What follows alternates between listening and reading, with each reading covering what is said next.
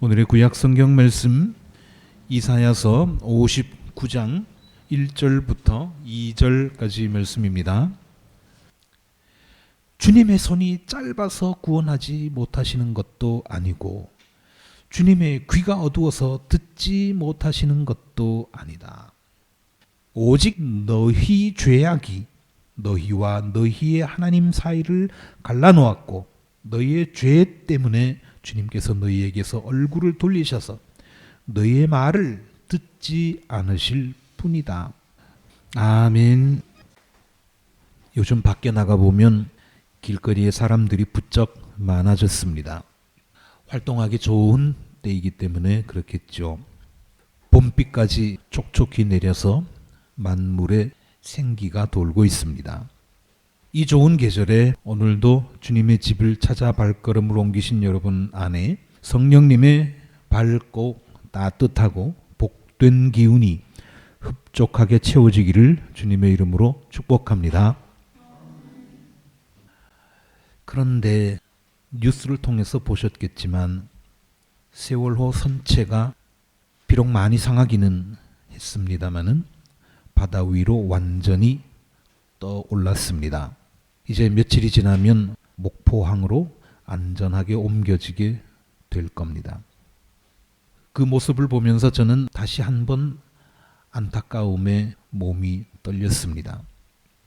세월호 참사 당시 승무원이었던 박지영이라고 하는 사람은 가라앉는 배 안에서 두려움에 떨고 있는 학생들에게 이렇게 말했다고 합니다. 승무원들은 마지막까지 배에 남아 있어야 해. 너희들을 다 구하고 나도 따라가겠다. 같이 피하자고 권유하는 학생들에게 이렇게 말했습니다. 그러면서 끝까지 구명 활동을 하다가 목숨을 잃었습니다. 이 사람은 정규직도 아니고 비정규직이었습니다. 또한 사무장이었던 양대홍이라고 하는 사람은 사고 소식을 듣고 얼마나 집에서 걱정이 되겠습니까? 그래서 전화를 했죠. 당신 괜찮냐고. 그렇게 전화를 한 아내에게 이렇게 말했습니다. 지금 아이들 구해야 되니까 전화 끊어. 아내에게 상냥하게 말하지 못한 것은 그만큼 다급했기 때문일 것입니다. 이 사람도 목숨을 잃었습니다. 박지영 씨나 양대홍 씨는 그야말로 의인들이었습니다. 물론 이분들뿐만 아니라 단원고등학교 선생님들도 그런 분이 있었고 또 다른 승무원들도 그런 분이 있었습니다만 문제는 배를 책임지고 있는 선장과 일부 승무원들이었습니다. 지금 생각해 볼 때 그들 가운데서 한두 사람만 더 의인 역할을 했더라면 의인이 한두 사람만 더 있었더라도 참사를 막을 수 있었을지 모릅니다. 옛날 소돔성의 멸망에 임박했을 때 아브라함이 하나님께 간절히 호소했죠. 하나님은 의로우신 하나님 아니십니까? 그런데 그 의로우신 하나님께서 어찌하여 죄 없는 사람을 죽이려고 하십니까? 이렇게 항의했더니 하나님께서 양보하셨습니다. 그래, 좋다. 죄 없는 사람, 의인이라고 할 수 있는 사람 우리 손 좀 꼽아보자. 그 가운데서 의인 10명만 찾으면 멸망시킬 계획을 거두시겠다고 하셨지만 결국 의인 10명을 찾지 못해서 소돔성은 잿더미가 되었습니다. 예언자 이사야가 우리가 겪을 수 있는 재난 상황 또는 위기 상황에 대해서 아주 의미심장한 말을 했습니다. 이사야서 59장 1절 2절 말씀인데요. 주님의 손이 짧아서 구원하지 못하시는 것도 아니고 주님의 귀가 어두워서 듣지 못하시는 것도 아니다. 하나님이 능력이 모자라서 그 가라앉아가는 세월호를 끄집어내지 못하신 것도 아니고 살려달라고 부르짖는 그 소리를 듣지 못해서 그냥 내버려 두신 것도 아니다. 그런 얘기입니다. 그러면 뭐 때문일까? 오직 너희 죄악이 너희와 너희의 하나님 사이를 갈라놓았고 너희의 죄 때문에 주님께서 너희에게서 얼굴을 돌리셔서 너희의 말을 듣지 않으실 뿐이다. 이렇게 말씀하셨습니다. 요즘 TV에 이런 광고가 있죠. 간 때문이야. 간 때문이야. 하는 광고가 자주 나옵니다만 이 세상에서 일어나는 자연재해를 빼면 대부분의 재난은 죄 때문에 일어납니다. 그렇다고 해서 재난을 당한 사람들, 그 사람들이 죄가 있어서 그런 일을 당했다는 말은 결코 아닙니다. 세월호 참사를 보더라도 승객들이 무슨 죄가 있습니까? 제때 조치를 하지 않은 선장의 죄가 크지요. 그리고 많은 사람들의 목숨을 구할 수 있는 시간적인 여유가 충분히 있었음에도 불구하고 적극적으로 구조하지 않은 정부의 죄가 크지요. 엉뚱한 사람의 죄 때문에 죄 없는 사람들이 목숨을 잃은 겁니다. 그래서 더 안타깝습니다. 옛날에 공자가 이런 말을 했습니다. 공자의 말씀은 주로 논어에 많이 나오는데 이 말은 공자 집안 사람들이 엮어낸 공자가어라고 하는 책에 나오는 말입니다. 뭐라고 했는가 하면 세상에 큰 죄가 5가지가 있다. 여러분이 생각하기에 큰 죄 5가지를 꼽으라면 뭘 꼽으시겠습니까? 공자는 이렇게 말했습니다. 세상에 큰 죄가 5가지가 있는데 그 가운데서 사람을 죽인 죄가 맨 끝에 속한다. 제일 앞에 속하는 것이 아니라 맨 끝에 속한다 그랬습니다. 그러면서 하는 말이 즉 천지를 거스른 자는 그 죄가 5대까지 내려간다. 문무를 속이는 자는 그 죄가 4대까지 내려간다. 인륜을 거스른 자는 그 죄가 3대까지 내려간다. 귀신을 모함한 자는 그 죄가 2대까지 내려간다. 자기 손으로 사람을 죽인 자는 그 죄가 자기 몸에만 그치고 만다. 그런 까닭에 사람들이 말하기를 큰 죄가 5가지 있는데 그 중에서 살인죄가 제일 끝에 속한다라고 한다. 이렇게 말했습니다. 우리는 흔히 살인죄를 가장 무거운 죄로 여깁니다. 그러나 그것보다 무서운 죄가 있다는 건데 살인보다 큰 죄는 귀신을 모멸한 죄, 그것보다 더 큰 죄는 인륜을 거스르는 죄, 그것보다 더 큰 죄는 진실을 호도하는 죄, 그리고 그것보다 더 큰 가장 큰 죄는 천지를 거스르는 죄, 곧 하늘의 뜻을 거스르는 죄라는 것입니다. 예수님께서도 말씀하셨죠. 마가복음서 3장 28절 29절에 이렇게 되어 있습니다. 내가 진정으로 너희에게 말한다. 사람들이 짓는 모든 죄와 그들이 하는 어떤 비방도 용서를 받을 것이다. 우리가 죄를 많이 짓죠. 때때로는 알고 짓기도 하고 모르고 짓기도 합니다. 그러나 그 모든 죄는 용서를 받을 것이다. 그러나 성령을 모독하는 사람은 용서를 받지 못하고 영원한 죄에 매인다. 예수님께서 친히 말씀하신 내용입니다. 성령을 모독하는 죄가 가장 무겁고 용서받지 못할 죄라고 하는 것인데 이게 무슨 죄입니까?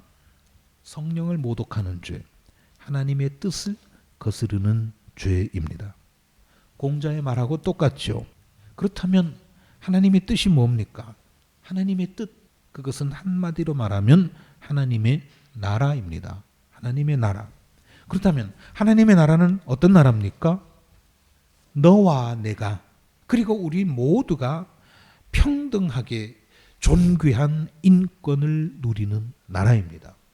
한 사람도 빠짐없이 모든 사람이 하나님께서 주신 그 귀한 권리를, 인권을 평등하게 누리는 나라가 바로 하나님의 나라입니다.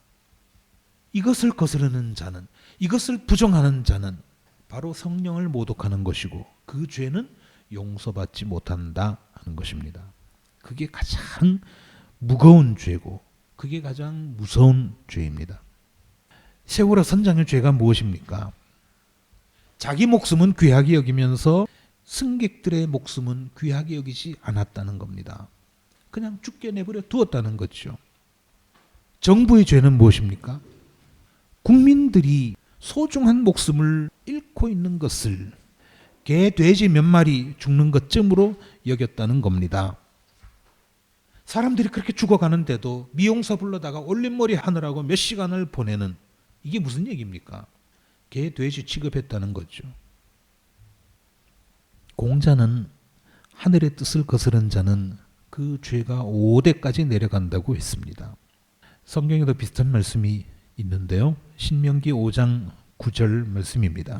너희는 그것들에게 절하거나 그것들을 섬기지 못한다. 여기서 그것들이라고 하는 건 우상들을 말하는 겁니다.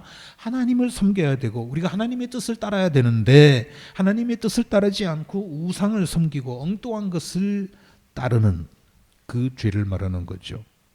나 주 너희 하나님은 질투하는 하나님이다. 나를 미워하는 사람에게는 그 죄값으로 본인뿐만 아니라 3, 4대 자손에게까지 벌을 내린다 그랬습니다. 다른 사람을 무시하고 자기만 귀하다고 생각하는 것, 그래서 다른 사람의 목숨을 가볍게 여기는 것, 이것은 단순히 사람을 존중하지 않는 죄가 아니라 하나님을 모독하는 죄입니다. 성령을 모독하는 죄입니다. 결코 무사하지 못할 것입니다. 지금 사순절 기간입니다. 예수님께서 고난받으신 일을 기억하고 회상하는 절기입니다. 예수님께서 왜 고난을 받으셨습니까? 예수님께서 왜 돌아가셨습니까? 흔히 우리는 내 죄를 사하기 위해서라고 말합니다. 정말 그렇게 실감하십니까? 여러분의 죄를 사하기 위해서, 여러분을 살려주시기 위해서 예수님께서 십자가에서 돌아가셨다고 그런 믿음이 생겨납니까? 이렇게 우리는 쉽게 내 죄를 위해서라고 말은 하지만 솔직하게 생각해 봅시다. 예수님께서 십자가에서 돌아가셨는데 어째서 여러분의 죄가 사해집니까? 만일 제가 대한민국에서 죽으면 미국에 사는 트럼프의 죄가 용서됩니까? 그리고 참으로 안타까운 일이기는 합니다만 탄핵 반대 집회를 하다가 3사람이 목숨을 잃었죠. 그런다고 박근혜의 죄가 사해집니까? 그런 건 아니잖아요. 2000년 전에 유대인 사나이였던 예수가 죽었다고 그냥 내 죄가, 여러분의 죄가 사해지냐 이겁니다. 제가 이렇게 말하면 그러면 예수님 때문에 우리가 구원받았다는 거, 예수님 덕에 우리가 구원받는다고 하는 거, 이게 잘못된 겁니까? 라고 질문할지 모릅니다. 그런 건 아닙니다. 분명히 예수님은 우리를 구원하신 분이고 당연히 우리의 구세주이시죠. 어째서 그렇습니까? 예수님은요, 10명의 의인을 만들기 위해서, 세상이 망하지 않도록 최소한의 의인을 만들기 위해서 한평생을 바치셨던 분이기 때문입니다. 예수님은 사람들이 성령을 모독하는 죽을 죄를 짓지 않도록 하기 위해서 몸을 아끼지 않으셨던 분이기 때문입니다. 또한 예수님은 하늘의 뜻을 거스르는 자들과 싸우다가 자기만 귀하고 남들은 우습게 생각하는 그런 세력들하고 그런 사람들하고 싸우다가 목숨을 잃으셨기 때문입니다. 그 덕에 우리가 이렇게 활개치고 살 수 있는 겁니다. 인권을 얘기할 수 있는 겁니다. 민주주의를 얘기할 수 있는 겁니다. 십자가가 무슨 마술적인 힘이 있어서 우리가 사는 게 아니라는 겁니다.